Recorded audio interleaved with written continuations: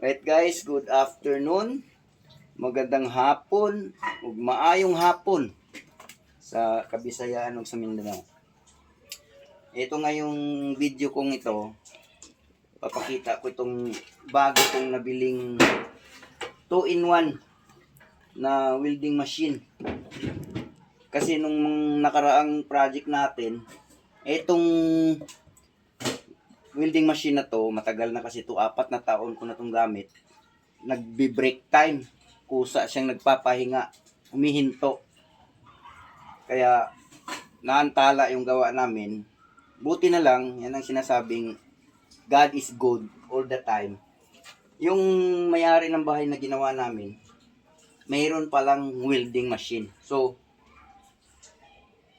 naitutuloy ko yung gawa ko kahit nagpapahinga siya. Hiniram namin yung welding machine ng may-ari. Kaya lang, naisip ko, kung magkaroon ulit ng project sa susunod, baka mamaya yung may-ari ng bahay na gagawin, walang gamit. So, matitigil, maantala ang gawa. Kaya, nagdesisyon ako na bumili ng bago. Ito 2-in-1 na siya guys. May MIG, gasless MIG. Ito yung kanyang ground wire. Ito yung kanyang MMA or yung stick welding cable. At ito naman yung kanyang daanan ng MIG wire, flux core. So, kabit natin guys para makita kung paano. At sana, pag-testing natin mamaya, gumana to. Matagal ako nakapag-desisyon nitong bumili guys kasi talagang tinitingnan ko yung mga review kung anong magandang brand na yung hindi naman masyadong mahal kasi hindi naman sa kuripot ako, wala lang talaga akong pambili. Yun ang naging problema. Alam mo naman tayo, hindi naman natin full time to ng trabaho. So, sayang kung bibili ako ng sobrang mahal na hindi ko naman pinagkakakitaan sa araw-araw. So, sa akin lang, yung mga minsan-minsan lang na maliitang project, kaya at least lang may magagamit ako. So, ngayon, try na natin i-connect tong mga to at i-testingin natin. Sana gumana para hindi naman tayo malugi. Ito naman, gumana. Kaso sa tagal na, 4 na taon ko na itong gamit. Kaya, para at least, may reserba ako kung magluto. Tabi na natin to. Ito naman ang ating pag-uusapan ngayon. Ito yung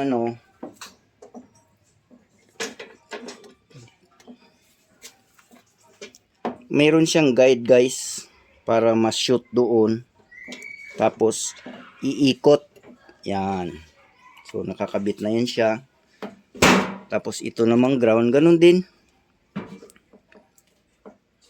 Mayroon din siyang guide dito. Hindi siya basta-bastang may salpak kung hindi mo sundin yung guide kung saan. Yan, iikot. Ganyan. Ito yung bakal pala. Wala tayong bakal. Kuha muna tayo ng bakal guys.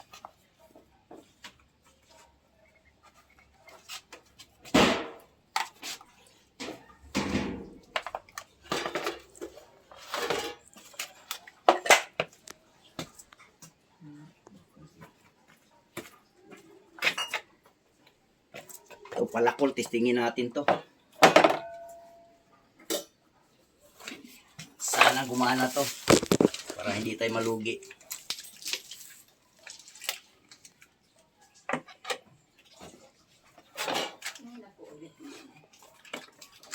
Sino si guys?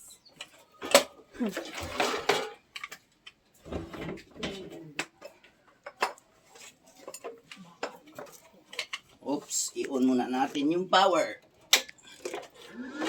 Ayun na, umugong na guys. Sabihin, gumagana. Sana magwe-welding siya. At check natin yung settings ay sobrang taas. Baba natin, pipiliin muna pala natin yung MMA guys. Yun. So MMA, baba natin yung kanyang amperahe. Yan. For testing pa lang naman to kung gumagana. O yun, gumagana siya guys.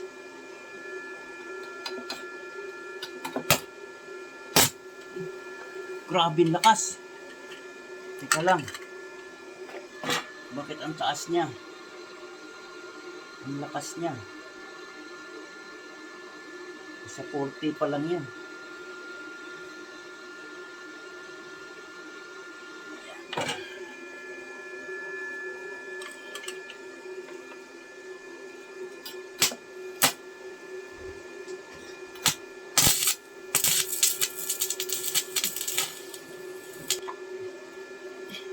So yun guys, gumagana yung MMA or stick welding.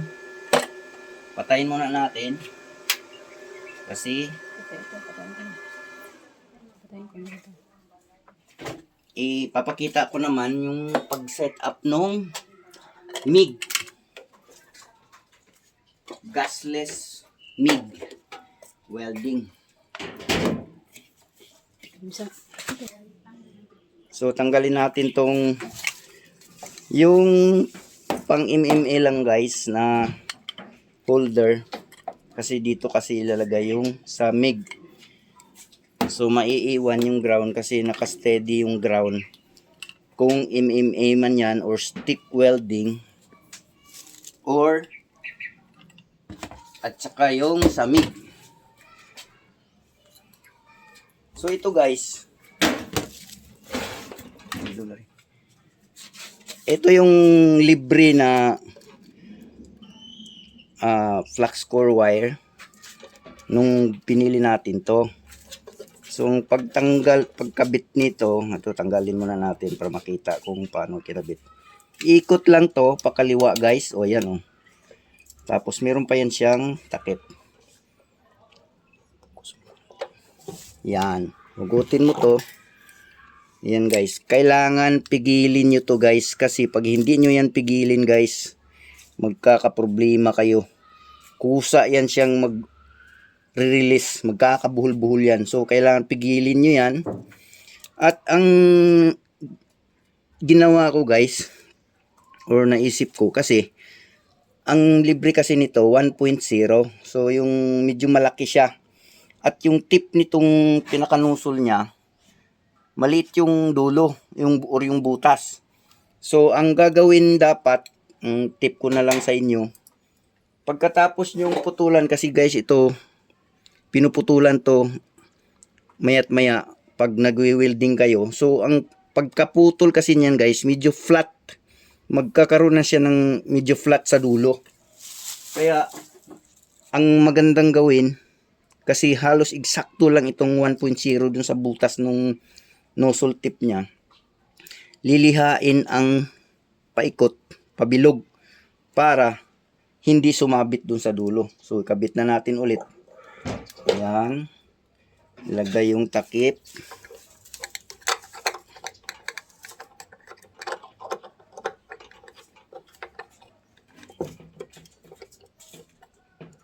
Naligaw yung butas. Yan, tapos yung spring. Tapos ito guys, diin nyo lang pa ganyan. Kailangan tumapat yung pinaka-uka niya or yung kanal niya para mag-shoot. Yan, ikot pa kanan. Tapos ito, isushoot no dun sa butas. Yan yung guide niya. Ito pala, nakaganon yan siya. Kailangan yung luwagan. Tapos buksan, iangat to para mapunta siya dun guys. Kasi yun yung pinaka, yung maliit na dun, yan yung daanan niya, pag ganyan. Ishoot no rin siya dyan. Yan. Tapos itulak nyo. Ayos mute. Yun, shoot siya dyan. Ngayon, pag nakashoot na siya dun, pwede nyo na siyang isara ulit. Pak. Tapos konting higpit lang, yung wag masyado yung ulo na nakalabas. Yung konting higpit lang. So pagpasok na siya diyan guys, nakapasok na. sasaksak na natin yung ikakabit na natin tong kanyang pinaka hose or yung holder niya guys. Yan. May guide din to siya guys. Hindi siya basta-bastang pwedeng isalpak. Yan. Kailangan makita niyo yung guide kung saan. Tapos iikot din pa kanan. Ngayon pag mahigpit na, ito naman siya. Nakakabit to dito. May guide din to. Ito yung supply ng pinaka ano niya, yung nagfi-feed ng wire. Supply ng motor kung saan yung roller niya. Yan, pagkasalpak nyo, may guide din yan. Higpitan. Ayun, pagkahigpit ng ganyan, ayan, okay na yan siya. Pwede na nating buksan yung power sa likod. Yan. Turn on yung switch ng power. Okay, yan, narinig nyo. Umugong na guys. Pipiliin natin to, pipindutin natin yung lilipat natin sa MIG. Kasi kanina naka MMA tayo or stick welding. Pindutin nyo lang yan, yung pilot light na kulay green, hanggang mapunta sa MIG. Yan. Diba?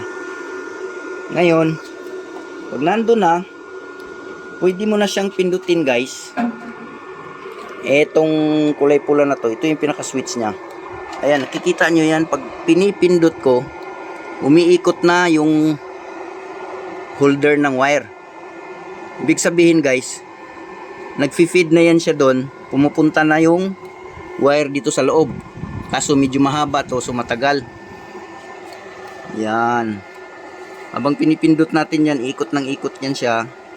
Yung wire na yan na maliit, papasok na yan siya dito sa hose. Ayan, hindi pa nakakalabas. Malayo pa yung tinatravel niya guys. Naka-steady kasi yung pinaka-speed niyan. Walang pang pabilis or pang pabagal. Kaya kailangan mong tiyagain, hintayin kung kailan makarating dito sa dulo. No, di ba? Standby mo na. Papalabas pa lang guys.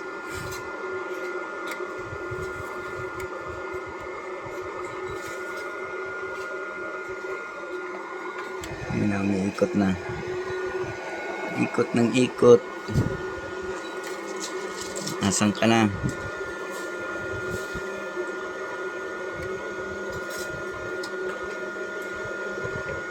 Op, yun na sinasabi ko. Bumabangga siya guys. Teka lang, tanggalin natin.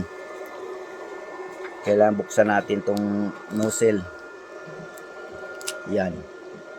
May stack up siya sa dulo guys. Kasi sobrang eksakto lang talaga ang ano nito. Ang butas.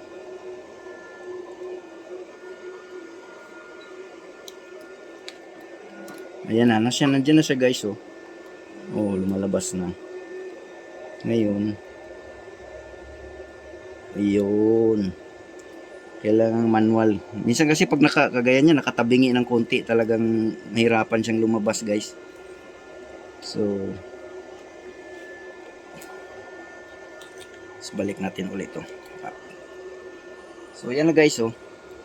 Oh, tumatakbo siya pahaba ng pahaba. Ngayon, kailangan mong putulan yan kasi ito dapat nasa mga ano lang. Ano ba tawag niyan? 10 mm or 1 cm. Yan. Putulan mo yan. Kaya yun nga, pag pinutulan mo yan bago uy, umabante. Pag pinutulan mo yan bago ipasok, yung dulo kasi nito lumalapad. Kaya yun yung sumasabit guys. So ngayon, testingin naman natin tong MIG na to kung gumana siya. Gumagana siya. Baba muna natin yung machine. Yeah.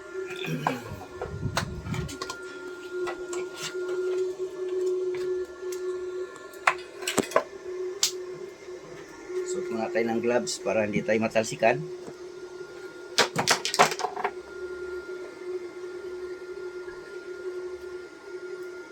At advice ko sa lahat guys, pag kayo nagwi-welding, stick man yan o MIG, dapat talaga suot kayo ng ganitong full mask para walang talsik sa mukha at yung mata nyo mapoproteksyonan din. Yun ang importante, ang mata ang mahalaga sa lahat. Try na natin guys.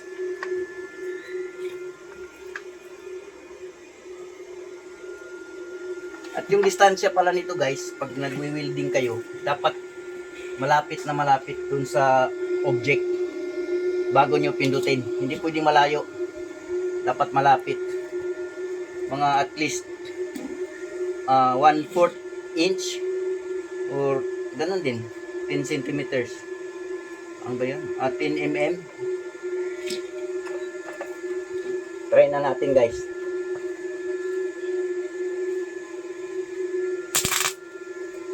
So yun guys, oh. Malayo, naiangat ko siya. Hindi ko makita masyado kaya nagkaroon siya ng extra contact. Pero at least gumana siya guys. Nag-work. Kaya saka na lang natin pag-aralan kung kasi first time kong gagamit nito guys pagka ginamit ko to. Sa ngayon wala pa tayong project so hindi ko pa siya magagamit. Siguro next time, next video pag-aralan natin kung paano siya i-apply ng actual guys. Kasi hindi pa ako nakagamit nito. Sanay ako sa stick eh.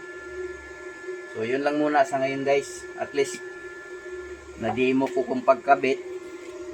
Na-testing ko yung stick welding at itong MIG welding na gumagana siya guys.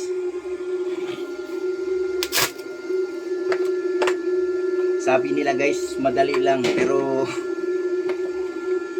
sa lahat ng bagay para sa akin ang umpisa mahirap kaya pag-aralan muna natin to next time, next video kung paano. Sa ngayon, yun lang muna. Thank you.